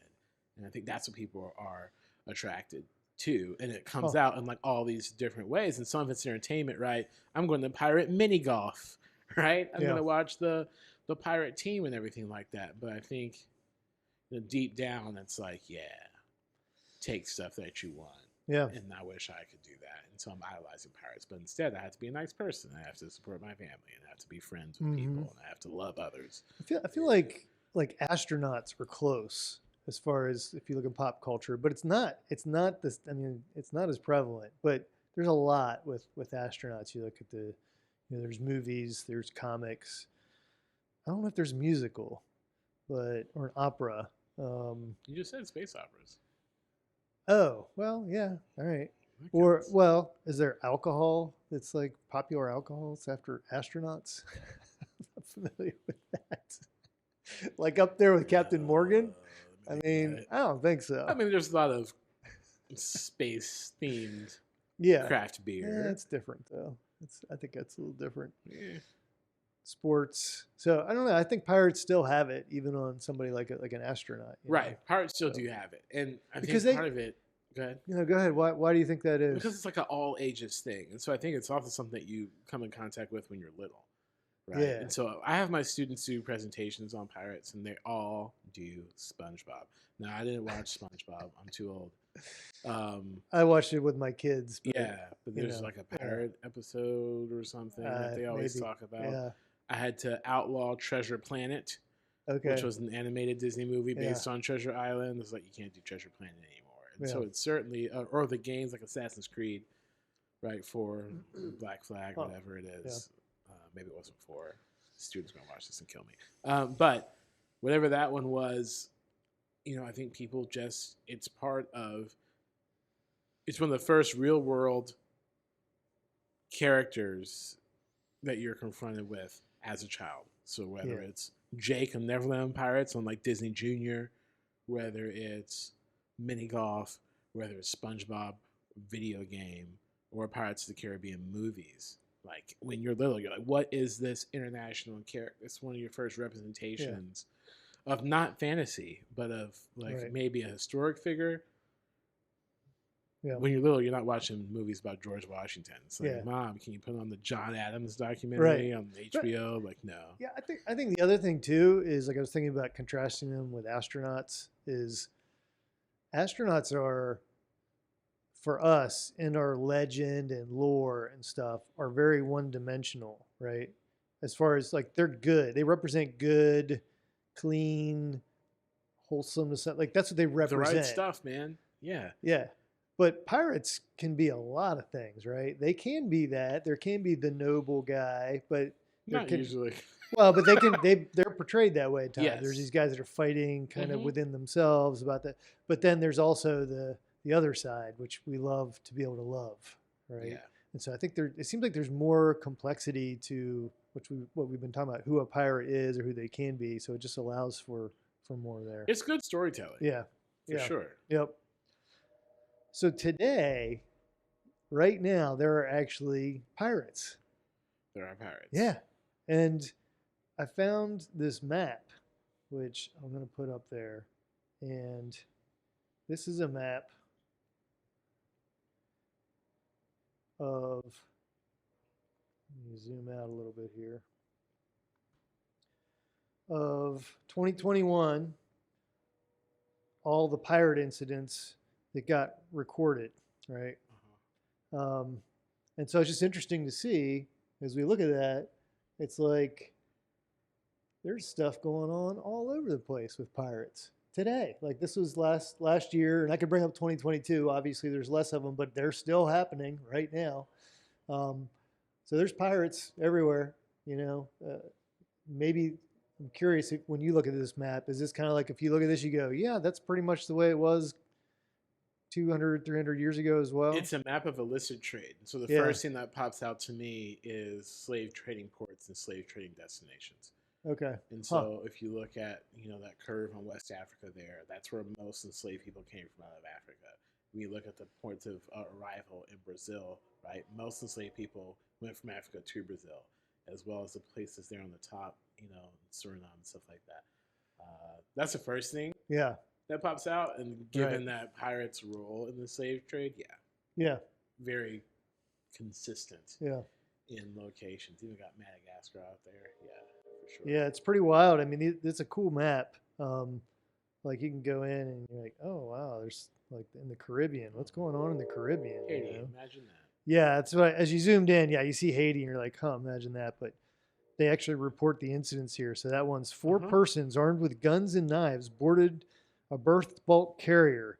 Duty crew on routine rounds were confronted by the robbers who pointed guns at them while they lowered ship's stores into a waiting boat. And so each one of these goes on and kind of describes in detail what was going on. And from what I read, like, I mean, so it's interesting, right? Haiti, you know, there's a vacuum, there's a power vacuum there, right? And so there's a lot of things going on there. Yeah. And then from what I read, like down here in South America, what we're seeing here is connected. You can see with Colombia, and so there's a, you know, there's drug related piracy going on there. And so each of these has a story behind it as to what's going on. And a lot of times, at least in the couple that I read about, and then once we get over to, you know, like the Captain Phillips area, which actually this one isn't showing anything for 2021, which is pretty interesting, but you know, it was pretty rich there for a while. And that was a power vacuum there as well. Yeah. So lots of different reasons, I guess. Do you watch the pirate videos on YouTube? The pirate videos. When they attack like merchant ships and no, like, I haven't seen them. At them. Uh-uh. Yeah, you should watch those. All right. I did see. Actually, I did They're see really one. violent. I came. Oh, are they? Yeah, okay. they ride up and then they'll show them like blasting the guns. Yeah. And I saw just one the other day when I was kind of doing some research on this, and it's like a 3-minute thing. It wasn't very long, but this ship was equipped with that sound cannon thing, and I forget what the name of it is, but they pointed that thing at the pirates and they were gone, man. Yeah. They just left because it was just like deafening, I guess. But yeah, they were shooting the thing up. They were like shooting grenade launchers at it, and then they opened it up with this sound cannon thing, and it seemed to be pretty effective apparently. Wild. So, yeah, it's the future. yeah, but it's happening. So that map altogether shows 2021 there were 195 incidents that were piracy crime kind of things going on. They said the estimated annual loss due to piracy worldwide is $13 to $16 billion. That's crazy. It's pretty wild. The thing that I read, which, you know, be interesting to see how accurate this is, but in Somalia, they were saying that there was this, in 2008, that there was this passengerless French super yacht, La Ponant, that was hijacked with 30 crew members on board. And it's considered kind of the beginning of the second wave of Somali piracy because they paid this huge ransom. And after that, it just, like you were saying, kind of brought in even more people into piracy because like, well, if that paid out, I could do that, you know, and apparently that brought on that next wave. But, you know, the map kind of shows some of this, but, you know, Nigeria, there's piracy, I guess, related to oil. In the Caribbean, like we mentioned, it's drug trade. I actually even read, it said there were reports of pirate attacks on the Danube River, particularly through Serbian, Romanian stretches. So I was like, wow, there's even pirates there? I wouldn't have guessed that. Those are fancy pirates. They, you know, what would be really great is if they called themselves the Fancy Pirates. We are the Fancy Pirates. Yeah. So, but yeah, so I mean, there's still lots of piracy today. Apparently, there's very little deterrent because again, it goes back to the laws that are written generally by a nation, and that nation, will they choose to enforce those things? Somebody who's halfway around the world affecting one of their ships, and they got the ship back, and now it's, are they going to really bring this guy in and go to all the trouble to prosecute him? Right. And I guess that doesn't happen real often because it's just not, for them, it's just not worth it. But I did read that these Somali pirates apparently have groups that are known as consultants in London who work with the ship brokers to give them information about ships when they're coming, which is just crazy. I mean, it's like very sophisticated. You gotta make it worth it if you're gonna like Yeah. go out here and get blasted by the sound cannons. Yeah. So there's piracy going on now. There's some probably more sophisticated than others, but it's not just a thing, that was whatever 200, 300 years ago. It's still happening. But we touched on this a little bit, but the thing I've been thinking about a little bit is the future of piracy is definitely in space, if you ask me, man. Yeah. Yeah. Because that is where you're going to get that situation like what you just talked about, right? Where you have, it's going to be countries, but there's going to be other guys too, like Elon Musk or guys like that, claims, who right? there will be resources out there to be had, vast resources. There will not be the ability to project power from a state, right? To enforce the rules that they lay out. There are some rules now, even for the moon. The moon, apparently nobody can own the moon.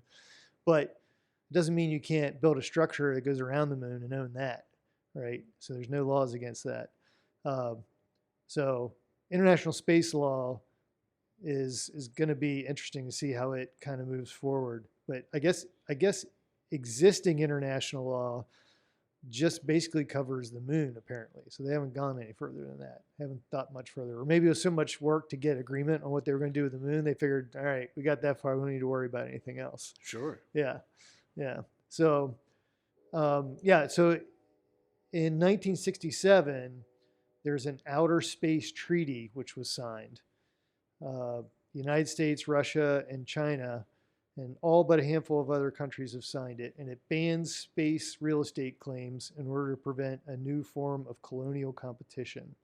So I don't know how, it sounded to me like, from what I read, like that was basically applying to the moon. But from what I understand, like Jeff Bezos' plans is to build like this structure that would circle the Earth, and he doesn't want to do the Mars thing. He wants to build this massive thing where people could live out on this big structure that kind of circle around the Earth. And so who owns that? Like what country's laws apply there, But so the space mining thing is like a real thing. Yeah. It really makes me think a lot of what you were talking about with the pirates and with the Spanish, I guess initially with gold being the resource, but slaves being the resource, or whatever it is that a country wants to go out and get more of and sell. In space, there's a lot of it.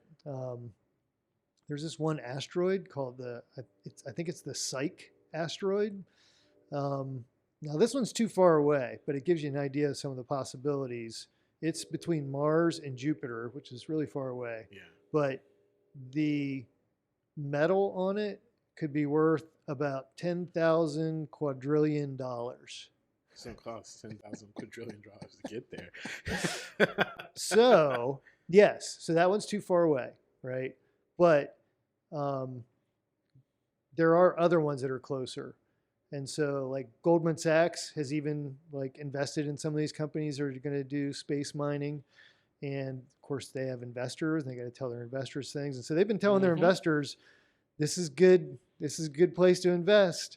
They said the psychological barrier to mining asteroids is high, but the actual financial and technological barriers are actually far lower. They did a study with Caltech, and they said the costs for asteroid mining was going to be about $2.6 billion. And they said right now to open up a mine for rare earth metal mining is about $1 billion, like on Earth. So it's not that far out, and if there's enough money there, if there's trillions of dollars, somebody's going to do it. And so when they go out there to mine, what law is going to apply, to what they're getting and how they get it back and who owns it. And it's the same thing. Starfleet. It's the same thing. Yeah. I mean, the one thing that I think doesn't fit yet, but Musk is working on this, is right now, you just can't get a ship into space unless you're a government or you've worked with the government, right? So there have to be like enough places just shooting rockets off into space or spaceships that you and me could just go ride one and jump on with some guys and just do our thing. It has to be a lot easier to get to space, I think. Kind of like ships, right? Ships in general, countries ran their navies, but it wasn't too big of a leap for a guy to get a ship and go out to sea. Right now, it's too big of a leap for your average dude who used to be an astronaut, but now they won't pay him enough, and he's trying to find another way to use his skills. So he's just going to grab his own ship and go out. Like Sure. that can't happen yet. But we could get there eventually. It's close. Yeah, we could get there. Or get eventually. a company to go rogue and be doing stuff on the side, right? You know, it's Dude. like Boeing, and then there's like Dark Boeing, Right. or whoever, and then Dark whoever. So, speaking of going rogue and doing things on the side, let me show you this.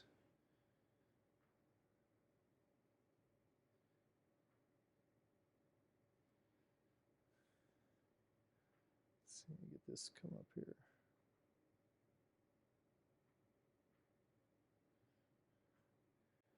All right.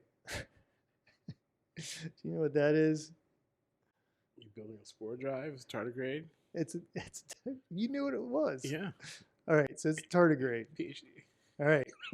So there's a reason why that's up on the screen.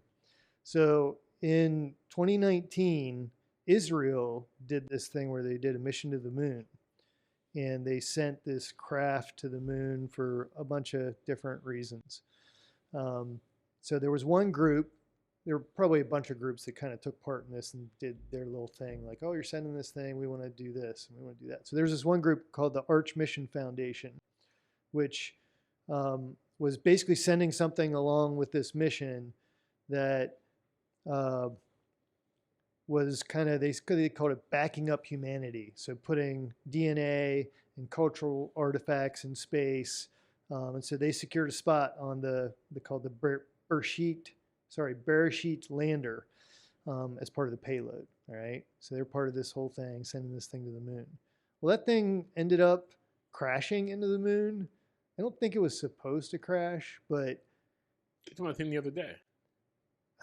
No, it's different. This is a different thing. Different crashing thing. into the moon. So the guy who was in charge of the Arch Mission Foundation, he came out and he called himself a self-confessed pirate because he smuggled something onto this thing, and it was tardigrades. So he put tardigrades on this thing without telling anybody. So there might be tardigrades on the moon, and it's because of a pirate. So that's all. That's first space pirate. He didn't actually go into space to smuggle, but he smuggled something into space. Okay. We're there, man. It's happening. It's happening. Let's go. I just couldn't believe that. How did you know what that was? Star Trek. Why does Star Trek have like? Okay. I haven't watched a lot of Star Trek, I guess. Okay. We don't have time. I've made like 4 Star Trek jokes. You've missed them all. Sorry, man. As you can tell, I'm not a big Star guy. Trek. I see. I'm more of a Star Wars guy. Yeah. I'm not a Star Trek guy. There's tardigrades in the new Really? Star Wars. Oh, okay. Star Trek. Yeah. Discovery. I mean, are they? Do they have big roles? Like, do they have speaking roles? Season 1, they don't have speaking roles. No, but it has to do with space exploration and the use of space spores to navigate. I'm not. Yeah, because apparently they're really hardy creatures. Yeah. And they don't die very easy. Yeah. I mean, now you know what they are. They're space cockroaches now. Mm-hmm. So apparently. Season 1, Discovery. Yeah. Okay. It. All right. So, all right. So we talked about. I really want to talk about space and pirates. So we just did. I love space. So we just did, and that was fun. But now I want to talk about you and pirates. All right. Because you spent all this time studying and teaching, and conveying this information to people. So you've thought about it some, right? And I'm curious, all that time thinking about it, if it's in any way affected your thinking about stuff. And this is some of it's probably more fun stuff. But so this is a question I have for you. So you and your family are on a cruise. So you're on a ship, and you find out there's some pirates coming, all right? And if you could ring up any pirate from history to come fight on your side, who would it be and why? Charles Vane. All right. Charles, I'm assuming he was British. Yeah. Okay. Golden Age guy. Okay. And he was just a bad dude. That's why. Yeah. You want to mess with him? He didn't have like all the theatrics. It's just like, I'm going to mess you up. I'm going to pick you off until. And he was successful there's at nothing it. else. Yeah. Okay. He took advantage of other people's bad situations. So you'd be pretty happy if he was on your side. If he's on my side, yes. Yes. Yes. Who do you think would give him a good run for his money? Nobody. Really? Wow. All right. So he was pretty. Yeah, other people aren't proficient. Some people are just mean. Like some people, like they cut your lips off and like pickle them if you talk too much. Dang, Like go on. it's a lot of It's gimmicks, rough. man. It's a lot of gimmicks. Like, what's your thing? It's like I do this, like superheroes and Yeah. stuff. Like I'm so and so man. I'm the lip It's like, pickler. okay, yeah. They call him the lip pickler. Yeah, I'm this person or Wow. I'm that person. I'm dynamite in my hair guy, like Blackbeard. You Yeah. know, Charles Vane's just like I'm Charles Vane. And that was it. It's That's me. all he needed. Hi, All I'm right. Charles. Okay. Yeah.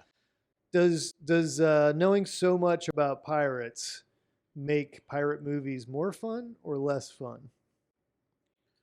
I haven't watched a new one since I've started teaching the class. Okay, so that's kind of a tough one to answer now. Has it Oh, maybe that's changed? why. Yeah, it could be. So you're not really sure. Are you guessing you would?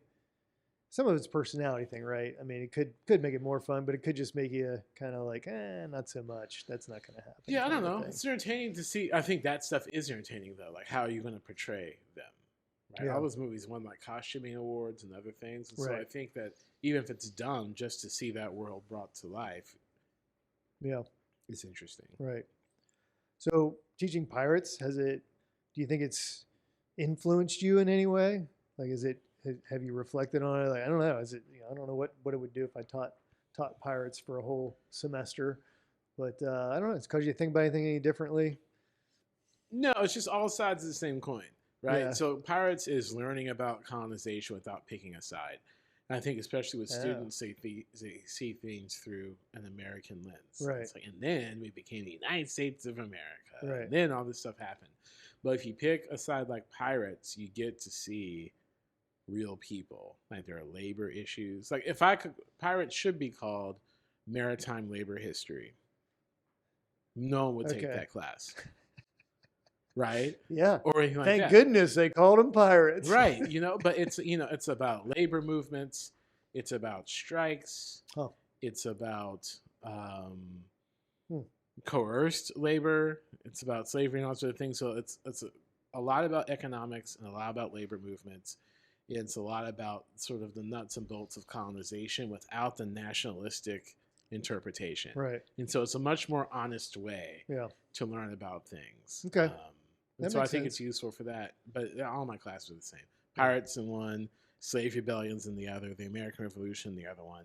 They're just different ways of telling the story of people and resources and adaptation and new ideas. Okay. Well, that sounds pretty good to me. I like mean, it. I yeah. only do those and I keep Yeah. doing them over and over again. So. Yeah. No, that's great. That's great. So we've definitely been kind of circling all around this, and you just touched on it a little bit, but I'm sure you get this a lot. Even in my family, even though I'm not doing history stuff now, I still get it when I talk about history or with my coworkers. Sometimes, why does it matter? It's already happened. We don't have to be thinking about that. And so, in the context of pirates, you've touched on a little bit, but let's step back a little because you're a history guy, much Mhm. wider than just pirates. Why the heck should anybody concern themselves with history? Maybe, or another way of saying it is like, what are you looking to do when you're trying to teach history to someone? Like, why does it matter? Yeah. I mean, we don't know what already happened. Mm. Yeah. We don't know that. Right. And so it's the act of discovering Right. what already happened, and stuff that did already happen, everyone doesn't agree upon. Yeah. You can listen to someone from 1850 write about stuff and take their word for it. Yeah. These people also cut their wrists open when they had a cold. And it's like, I'm going to feel better as I bleed out. Really? You can listen to that guy? Right. Right? There were old ideas Right. and old ways of interpreting things. Same, I wouldn't listen to someone's discussions on race from 1910. Right. Right? Like, oh, none of these people, contribute anything. okay, well, we should probably take a better look at it now, Yeah. shouldn't we? Now that it's 2022. Huh. But it's not agreed upon what happened. People act like that stuff is fact, and we do have facts, but the interpretations of said facts do change over time. Just like anything else, we now know that you can do all these other things to fight medical diseases. You know, if you have cancer, we're going to send you to chemotherapy. There are other things. There are ways of treating things even now, right? We have bioinformatics and all these other things. We can personalize treatments for people, right? And so those are things that get better when you study them more. And so when it comes to history, how do we know? It's a study of our own identity. In the same way you study your genome, I'm predisposed to these diseases because of my genetics. Okay, what about your identity? What about yourself? What are you predisposed to because of the experiences that you've had, the experiences that your family's had, right? We base everything off of how we understand ourselves in relationship to those around us. Yeah, but if we know it or not. Right. Right. And so the understanding of self yeah. is really important, right? Yes. And so, it just happened, stuff like that. Well, there's so much room for, well, what do you do in history? There's so much room for like innovation, right? So what was here before? Oh, we don't have any records on it. You know what? You want to bring up space, right?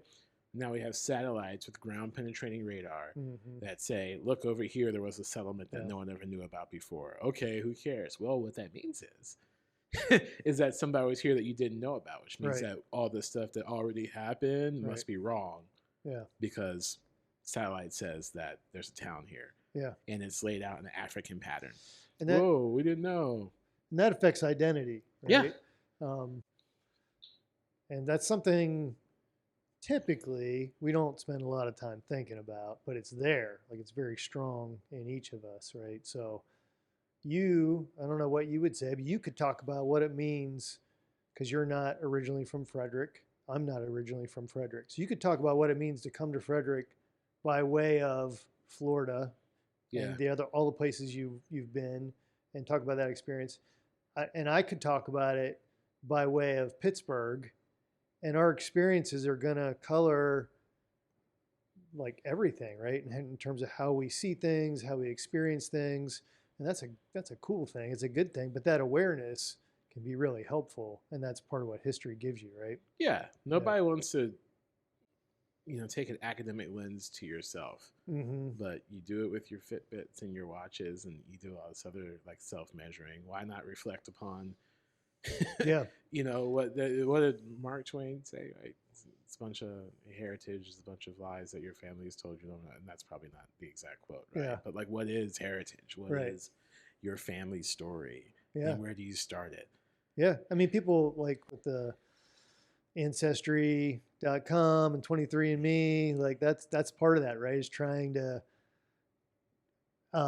discover your story, or does it line up with what I think my story is? Sure. And that's history right there, right? That's history right there. And you see those people that, I never knew this about myself, right? And then for some people, my 23andMe is not going to go very far on it, or on 23andMe. Well, that's DNA, but like Ancestry, right? Okay, well, 23andMe, they do the ancestor part too. Like, but not with like names and stuff like that. And they do. They connect it up if you can. So how do you get past slave owners, right? There's no names, and so that's why there's some things where Ancestry.com, for African Americans, does not have the same appeal, right? Most white Americans came over between 1910 and 1920. They're not even descendants of that's people earlier. My family was right, and so it's really easy to ancestry off that. But when it goes back to like slave bills, like there aren't records necessarily, and so it's kind of a dead end. And so there has to be other ways by which it would be nice if Ancestry worked on everybody equally. It doesn't, right? And they know that. Yeah, and it was a huge controversy a couple of years ago. When they made a commercial sort of about this interracial couple. And what they pitched was, this guy like fell in love with this African-American woman, and like love was the story. And there was such extreme backlash. It's like, that's not right. Wasn't realistic. if your ancestry and your DNA comes back with, interracial relationships, some of it's going to be consensual, but if it goes into slavery, a lot of that's not. Right. And understand that Ancestry.com brings, probably a lot of pain and trauma with it. Yeah. When it's like, okay, you came from here and there, but you've got a bunch of Irish ancestry. Of like, whoa, where'd that come from? Yeah. So yeah. So that in that Yeah. sense, history, like you just said, can make us aware of previous pain Hmm. or uh, trauma or difficulty, and that could be at different levels. Could be individual level, could be a community level. I mean, I was thinking about it just here, like walking up and down Carroll Creek. There was a flood in 1976, right? Yeah. And that's a big reason for why the creek is the way it is now. Understanding that history, there's a lot to that. You could take a lot of things from that. You could take from it the suffering that people went through in the flood, but you could also take inspiration from it of how they, rose up and built what's out there now, and we get to enjoy that, and it protects the town. And but understanding the history of where that came from, to me, that enriches the experience of walking down the creek, and that's Sure. history, right? Yeah. So it can provide that as well. There's a lot to it. Yeah, yeah, cool. So, on to a few other things besides Okay. history. So, what's your favorite? I know your wife is very much into checking out breweries and enjoying breweries, and I think you partake in that with her quite often. Yeah. So, downtown Frederick, if you're like together, if you're going together, because I know for me, if I'm bringing my wife, that might change my answer a little bit. So, you're going together. What's your go-to brewery that you're going to go out I'm not to? going to answer that question. Oh, come on. No way. What? Nope. You're not going to answer. No. All right. It'd be unprofessional at this point. Oh, come on. Yeah. Oh, yeah. No. All right. No one shall ever know. All right. Well, I'm gonna just have to start watching where you're showing up. We're gonna figure it out. You can try. You can try. You ain't gonna get me on tape. Yeah. No. All right. Do you have a favorite? Because there are a lot of good ones. Top three. Okay. So maybe Which I'm still not going to share. Yeah, but maybe you don't even have like a number one. You have like a top three. All the breweries in Frederick are great. I recommend that everyone check all of them out. Yeah. All right. Well, I haven't checked all of them out, but I checked a few of them out. It's a thriving scene. It is. And everyone's tastes are different, right? And so, my favorite is not important. Yeah. Your favorite should be the place where you like to go. Say the same thing with bourbon, right? Drink what you like to drink. Yeah. Don't anyone like shame you, but you go here, unless it's like one particular place in town. But if it's not that place, then yeah. All right, different question. Maybe this one won't get you in any trouble. Okay. So we'll see.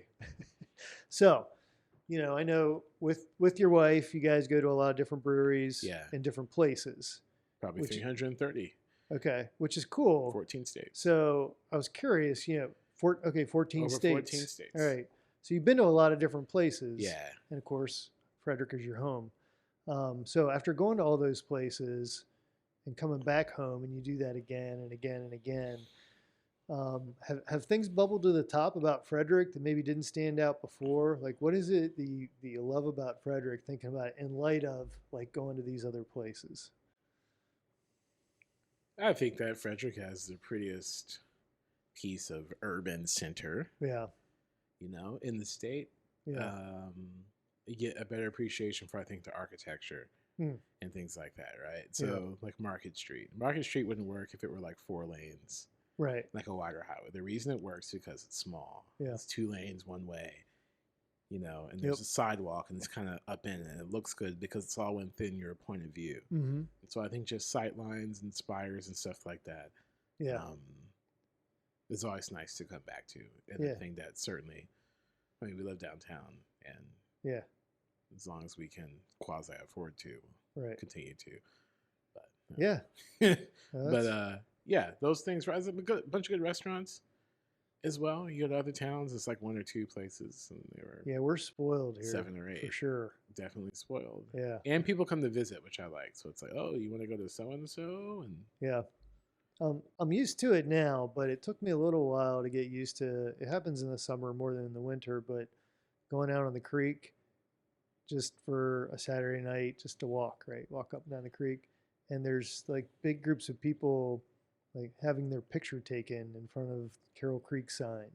Like, this is an event. People come here. It's like a big event. They're getting pictures taken, which is cool for them, but it's weird to think about that. Like, Yeah, like civic events and stuff. When we see how many people come to town for like Fire and Ice, yeah, and oh 4th of my, July in the streets and stuff like that, Fire and right? Ice is And no one's huge. going to other towns like that, Right. Yeah. right? That's Saturday, Yeah. I think. Yeah. Yeah. Well, almost every morning I'm walking up the creek to work, and so especially when they have all the little mini ships out there on the Sure. creek, love that. Love that. You're all lit up, and it's dark in the morning. It's pretty neat. So, all right. So one final question. Okay. Is I'll be going away to Virginia, place in Virginia, coming up, and Strasbourg actually. And so there's a restaurant that I think we'll be meeting some friends at. It's supposed to have like a ridiculous selection of bourbon, and I forgot this about you, but was reminded when I was reading through your bio that I don't know how I forgot this, but you're a big bourbon guy. I am. So, and you know me a little bit. We've talked, so a little bit of, we talk more about beer in terms of some of my tastes. But if any particular bourbons, like if they offer it up, something I should go after just to experience it. The first answer is always the same: drink what you like. Yeah, but I can tell you a couple things I like, but that's the thing. I want to try something different, right? If they're gonna have a good selection, then my second answer is that there are a couple things I'm excited about right now. Yes, like new releases, and so if they have Bardstown Bourbon's Discovery Series, okay. Should they happen to have Discovery Series number 4, I recommend going for it. Okay. Bardstown Discovery Series number 4. Right. Other than that, you can never go wrong with Elijah Craig barrel proofs, right? Those are released 3 times a year: A batch, B batch, C batch. The one that just came out, which would have been A batch, it's pretty good. And A batch is not yet. It's February. The C batch, okay, from last year, C921, is good. So how many batches do they do each year? 3. Okay. Yeah. Huh. So Elijah Craig barrel proof good batch C921. All right. Well, it's on tape, so I'll just review the tape. Go back and review the tape. Yeah. Those were always good. And then anytime you can get. So now I think in bourbon, like we've gotten away from like Pappy, I have to have the rare bourbon. Mm-hmm. And so I think sort of like the nano specific ones are the store picks. And so like Riverside Liquors here in town does store picks. Yield Spirit Shop does like 1 or 2. But if you can find something that store went out to pick specifically at the brewery, that's a way usually. Riverside over there by across from Walmart, next to Roy Rogers, behind the gas station, across from Giant California Tortilla. Okay. Right there in the corner. Yeah. All right. I haven't been there. So check that out, right? Okay. And so the store goes to distillery and picks, and so it's a way to get older stuff, but to only get like a barrel. And so it's a one-time only, one-off. This is a barrel that wouldn't have gone into production. Yeah. And so it's a way to get older bourbon generally. Yeah. And stuff that might not exactly fit the flavor profile. So it's a way to get interesting stuff. And that's what we're on now. We're not on rare anymore. We're on interesting. Interesting. Rare, you can chase rare all day. So what makes a bourbon interesting to you?